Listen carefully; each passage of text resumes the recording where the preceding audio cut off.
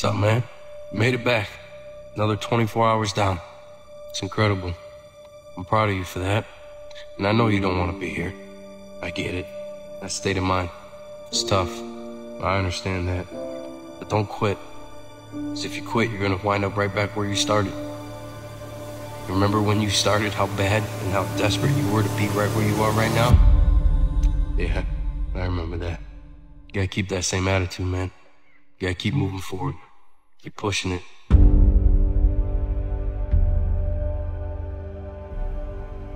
Don't allow fear of failure and the allure, the attractiveness of playing it safe in life to draw you in.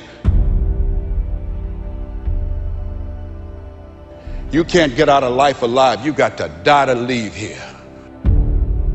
When you're asleep, ladies and gentlemen, you need your dreams. I'm here to tell you that when you're wide awake, you also need your dreams. You must have your goals. You'll never make it as a wandering generality. You must become a meaningful specific.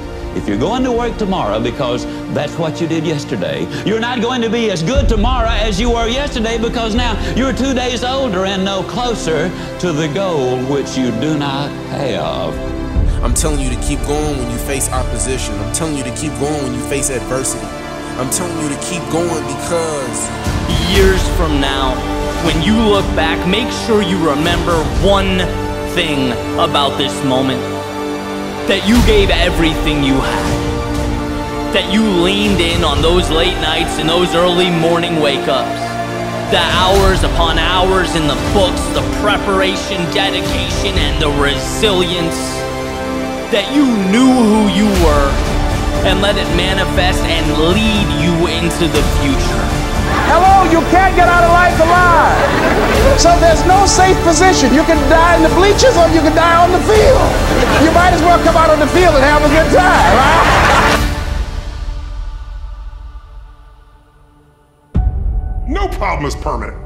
Or you start thinking the problem's pervasive because I haven't handled my finances, my whole world's over. Or because my relationship's bad, my whole world's over.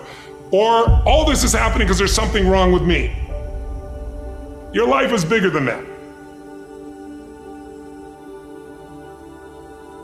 People need a new perspective, and you can't do it by just sitting and thinking. You gotta move your body, you gotta change your energy and your focus, because low level of energy, I don't give a damn how smart you are, you're not gonna use all your ability. But if I get you into a higher state of being, mentally, emotionally, physically, then all of a sudden you start remembering who you are and you start coming up with answers that you never even thought were possible before. Doesn't it really astonish you that you are this fantastically complex thing? And that you're doing all of this and you never had any education in how to do it? You never learned, but you're this miracle? It's one of the great wonders of life. You aren't here to simply survive or navigate foreign territory. No, you were made for this moment. Most of us have been conditioned not to take a risk. People ask me all the time, what does it take to be happy? And I always tell them it's really simple. One word, progress. Progress equals happiness. If you keep growing, you're gonna feel alive. And if you keep growing, you're gonna have more to give. When you find a way out of no way, when you find breath that you don't have, when you find energy that did not exist, when you want this thing as bad as you want to breathe, that's when you find a way. Doesn't take any motivation, any drive in order to stay down there on a low level. But it calls on everything in you, ladies and gentlemen. You have to harness your will to say, I'm going to challenge myself. Sometimes I have to pull myself out of bed and say, come on, Les. Things I know I should do, I don't do. Things I shouldn't do, I do. I found that the biggest enemy you have to deal with is yourself. There's an old African proverb that says, if there's no enemy within, the enemy outside can do us no harm. If you're willing to endure, to hang in just a little bit longer, give just a little bit more, if you're willing to put all of yourself into the task before you, you may just be amazed at what life gives back. It doesn't matter how many statues, Oscars they give you, or Emmys, or how much money you have in the bank. We've all seen people have all those things, and I get the phone call because they're depressed, or somebody commits suicide in that area. So it's really an inner game, and I think that's what's missing for us today. Everybody's focusing on the outside world, and how there's a lot of things in the outside world you'll never be able to control. You can influence, but you can't control it. This, your mind, your emotions, your body, you have 100% control over what you do with these things, and that's where the game is won. You win the inner game, then you win the outer game. But a lot of people spent their life trying to win the outer game, they won, and they're miserable. We're always worrying. Did I think this over long enough? Did I take enough data into consideration? And if you think it through, you find you never could take enough data into consideration. The data for a decision in any given situation is infinite. So what you do is, you go through the motions of thinking out what you will do about this.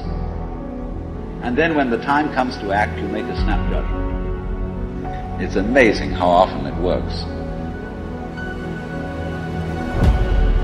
It's necessary that you have the mindset that I can do this.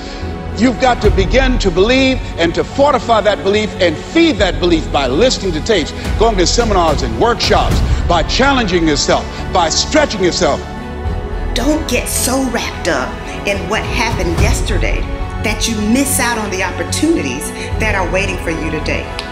Remember, whenever one door closes, there is another door waiting for you. So to me, success without fulfillment is the ultimate failure. And so many people are focused on success still, which to me is like, there's nothing wrong with it, but it's like success is getting what you want.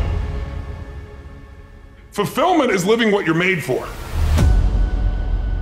To take the risk of doing what we want,